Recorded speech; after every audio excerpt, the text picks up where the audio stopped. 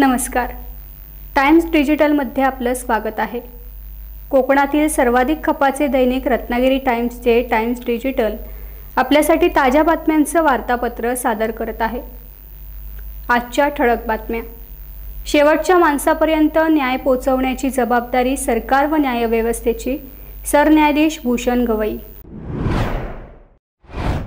वकील तृषांत आरडे मारहाणी प्रकरणी भीमराज सेना आक्रमक.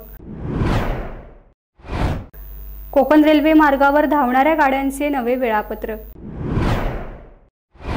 दोडामार्ग सासोली गावात ग्रामस्थांच्या जमिनीवर दांडगाईने उत्खनन. ग्रामीण भागात भात कापणीच्या कामाला वेग. समाजाच्या शेवटच्या माणसापर्यंत कमीत कमी वेळेत न्याय पोहोचवण्याची जबाबदारी सरकार व न्यायव्यवस्थेची आहे. या दृष्टीने आपण सर्वजण प्रयत्नशील राहात, जेणेकरून बाबासाहेबांचे सामाजिक व आर्थिक समतेचे स्वप्न पूर्ण होईल, अशी अपेक्षा सर्वोच्च न्यायालयाचे सरन्यायाधीश भूषण गवई यांनी व्यक्त केली. मंडणगड येथील दिवाणी व फौज न्यायालयाच्या नूतन इमारतीचे उद्घाटन सरन्यायाधीश श्री गवई यांच्या शुभ हस्ते झाले. सरन्यायाधीश श्री गवई म्हणाले, आजचा महत्त्वाचा आणि ऐतिहासिक क्षण आहे. न्यायमूर्ती म्हणून मला 22 वर्ष पूर्ण झाली. कोल्हापूर खंडपीठ आणि मंडणगड न्यायालय हे दोन्ही माझ्या स्वप्नपूर्तीचे आहेत.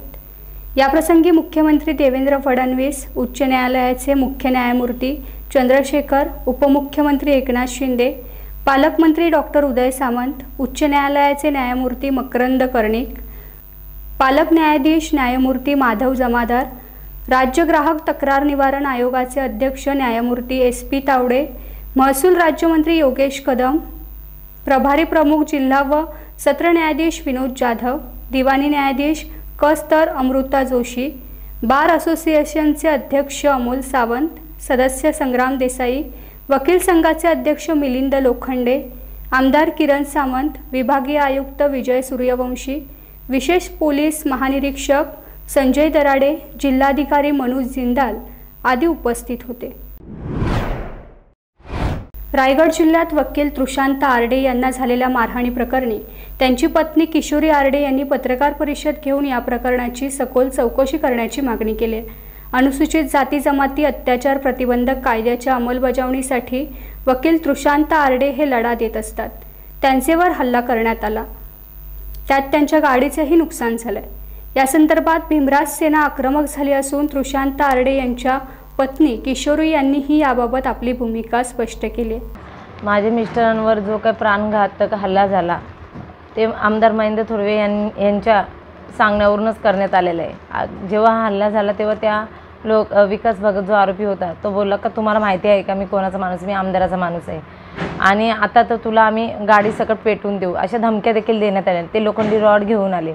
आम्हाला जो काही त्यांनी मारहाण केली, आमची गाडी फोडली, माझे मिस्टर मारहाण झाली, ते मी 112 देखील कळून मदत तर मिळाली नाही. पोलीस स्टेशनला देखील आम्हाला कुठल्या प्रकारचं योग्य ते सहकार्य न करता पोलिसांनी उलट आरोपींना वाचवण्यासाठी आमदाराच्या दबावाखाली आमच्यावर जो खोटा गुन्हा दाखल केलेला आहे, तो माझी विनंती आहे माननीय मुख्यमंत्री साहेब, मी तुम्हाला हात जोडून विनंती करते की मी आपल्याला पत्र देऊन देखील मला अद्यापही न्याय मिळाला नाही आहे. मी उपमुख्यमंत्री यांना देखील पत्रव्यवहार केला, मी महिला आयोगाला देखील केला, परंतु अद्यापही पोलिसांवर जे काही संबंधित पोलीस अधिकारी आहेत तिथे जो काही खोटा गुन्हा दाखल आमच्यावर केलेला आहे तो मागे घेण्यात यावा आणि माझ्या मिस्टरांना या महेंद्र थोरवे आमदार यांनी कुठे गायब केलं आहे.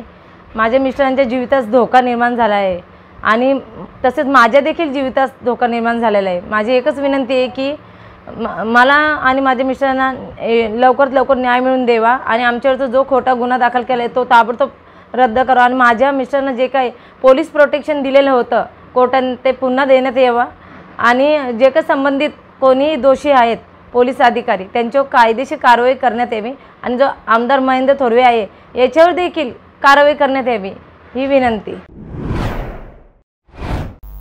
दिवाळी काही दिवसांवर आली आहे.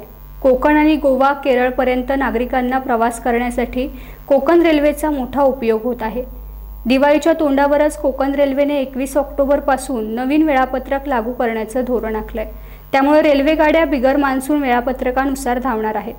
139 हेल्पलाईन क्रमांकावर आरक्षण केलेल्या प्रवाशांनी चौकशी केल्यास अधिक सुलभ होईल. शोरानूर आणि मंगळूर दरम्यानच्या स्थानकांवर येणाऱ्या गाड्यांमुळे बदल झाला आहे।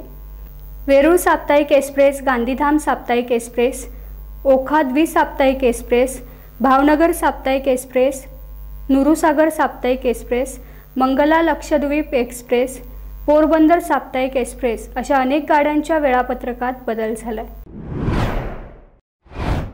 सासोली गावातील ग्रामस्थ यांनी आपल्या जमिनी दिलेल्या नाही, तरी काही बलाढ्य मंडळी यांनी सत्तेच्या जोरावर ग्रामस्थ यांच्या सामायिक शेकडो एकर जमीन हडप करू पाहत आहेत। सासोली येथील सामायिक जमीन काही खनिज माफिया यांनी शिरकाव करून शेकडो डंपर खनिज उत्खनन केले। येथील माती दगड तपासणी करता नेले आहेत। इतर खनिज वाहतूक करण्यासाठी हालचाली सुरू केल्या असता दोडामार्ग तहसीलदार कार्यालय येथील महसूल अधिकारी मात्र गांधारीच्या भूमिकेत आहेत। दोडामार्ग तालुक्यातील काही गावात अशा प्रकारे बेकायदेशीर खनिज उत्खनन केले जात आहे, त्यावर कारवाई करण्याची मागणी नागरिकांकडून केली जाते। पावसाने उघडीप दिल्यामुळे गेल्या 2 दिवसांपासून चांगलेच ऊन पडले, त्यामुळे शेतकरी वर्ग भात कापणीसाठी कामात दिवसभर शेतावरच आहे। कापलेले भात त्याच दिवशी घरानजीक आणले जात आहे, कारण रानटी जनावरांपासून भात पिकाला नुकसान होण्याची शक्यता आहे। काही ठिकाणी भात जोडणीचं कामही सुरू झालंय। दिवाळी जवळ येत असल्यामुळे यंदा गोड खीर करण्यासाठी भात लवकर सुकवून घरात साठवले जात आहे। पाऊस बरा पडल्याने यंदा शेतकरीही आनंदी आहे। शेतकऱ्यांची भात कापणीसाठी लगबग सुरू असून कामांना वेग आलाय, त्यामुळे वाड्या वस्त्या दिवसभर सुनसान आहेत। टाइम्स डिजिटलला लाईक करा, शेअर करा, सबस्क्राईब करा आणि बेल आयकॉन दाबायला विसरू नका। Times digital.